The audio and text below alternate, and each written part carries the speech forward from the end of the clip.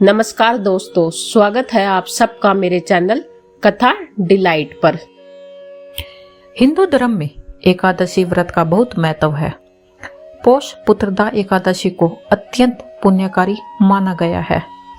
तो चलिए सुनते हैं इस व्रत की कथा और इसके महत्व को।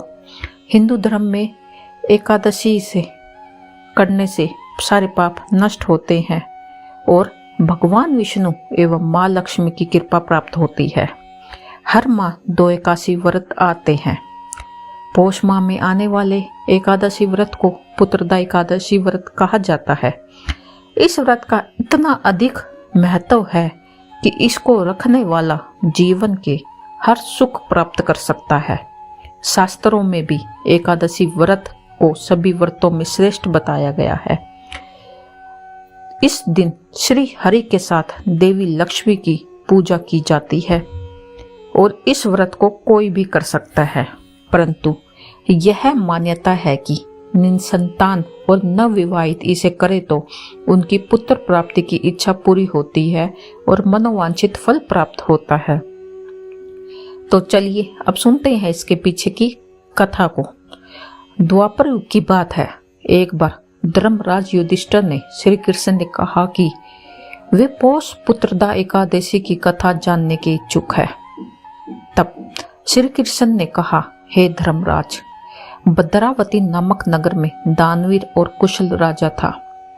सुकेतुमान उनकी प्रजा हमेशा खुश रहती थी, किसी को कोई कष्ट नहीं था। लेकिन सुकेतुमान को एक चिंता सताई जा रही थी कि उसकी कोई संतान नहीं थी। वह सोचता था कि उसके बाद राजपाट कौन चलाएगा। एक दिन राजा वन की ओर गया। वहां उसे एक ऋषि के दर्शन हुए। ऋषि ने राजा को देखा तो उसकी चिंता समझ गए। ऋषि ने कहा, हे राजा, आप परेशान हैं, क्या कारण है? तब राजा ने अपनी चिंता बताते हुए कहा, नारायण कि मुझ पर कृपा है।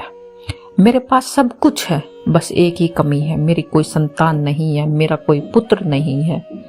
मेरे बाद कौन इस राजपाट को संभालेगा? मेरा पिंडदान कौन करेगा? पूर्वजों का तर्पण कौन करेगा?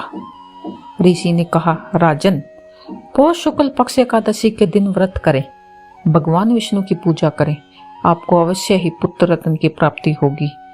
ऋषि ने जैसा कहा था राजा ने वैसा ही किया। पुत्रदा एकादशी का व्रत किया, जिसके प्रभाव से राजा को पुत्र रत्न की प्राप्ति हुई। धन्यवाद।